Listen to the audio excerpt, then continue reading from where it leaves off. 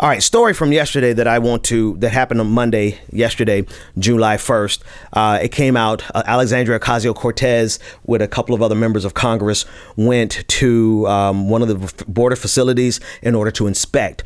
And a couple of the arguments that came out of that, which, again, we have to engage in order to not cede ground to these people, but never, ever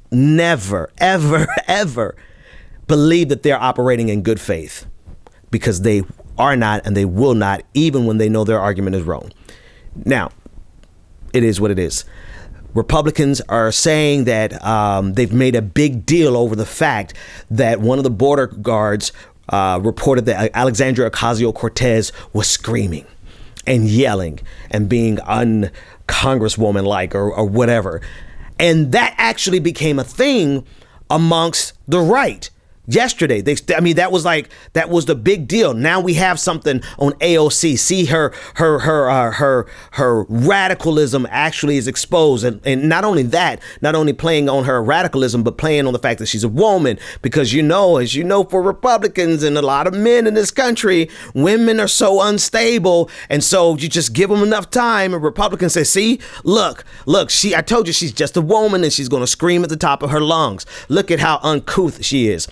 Now, the glaring irony, of course, is the fact that we have face bun clown stick in the White House, Donald Trump, who is the complete embodiment of what it is to be an oaf. Like, this is their God. This is their leader.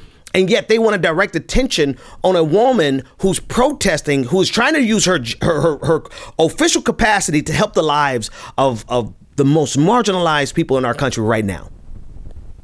And instead of seeing the value of what she was doing, all they could say was, look at this loudmouth screaming socialist. We told you she was radical, and we told you could dismiss her just because she's a woman, because, as we all know, women are emotional.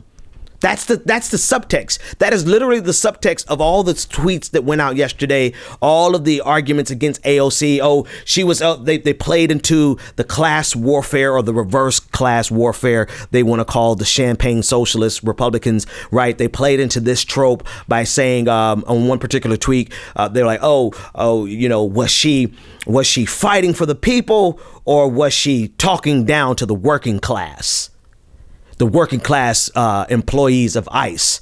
And I'm like, first of all, a fascist is a fascist. I don't care if they're working class, the bourgeoisie. I don't care if they're capitalists. I don't care if they're at the top of the food chain. A fascist is a fascist no matter what. So if she was talking down to these ICE agents who are working class, who cares? They're fascist working class people who are running and facilitating these concentration camps, right? And they're just following orders.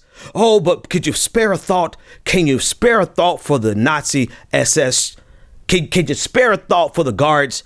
Could you spare a thought for the people who are the mechanism, who are the operating bolts and nuts of this systemic of this system that Donald Trump is now turning into a systemic official oppression from the United States of America?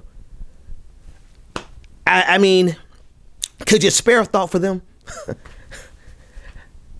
The point is this: if she was yelling at the top of her lungs, that's the least that we should be doing.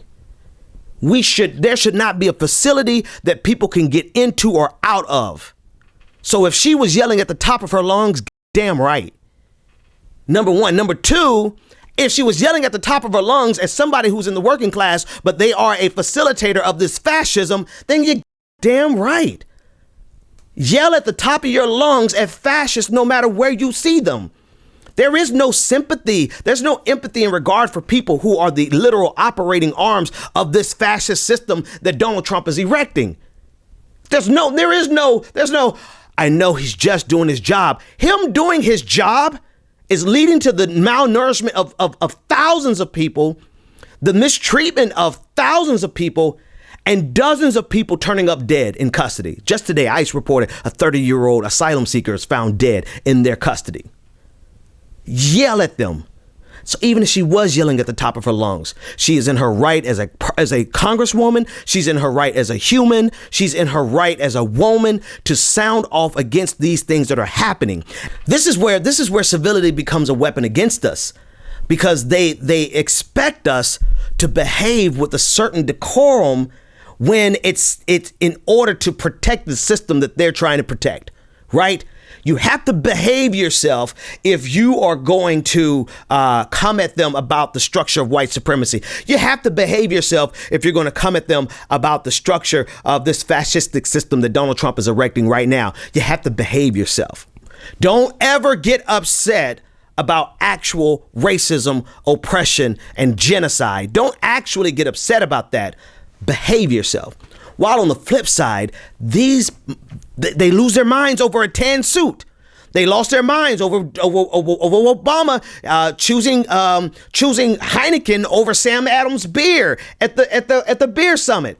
They lost their minds over. I mean, literally, they're losing their minds because Nike, a free market company, decided to pull shoes because they don't think those shoes are going to work out for their customers, right? The very people that have to spend money.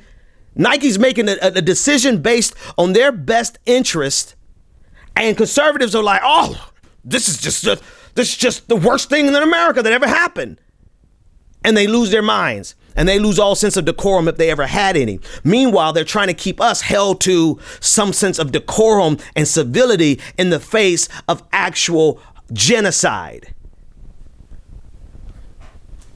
Ben, you're being so hyperbolic. Well, we're at step, 7 out of 10? Genocide doesn't begin with executions of mass peoples. Starts long before that.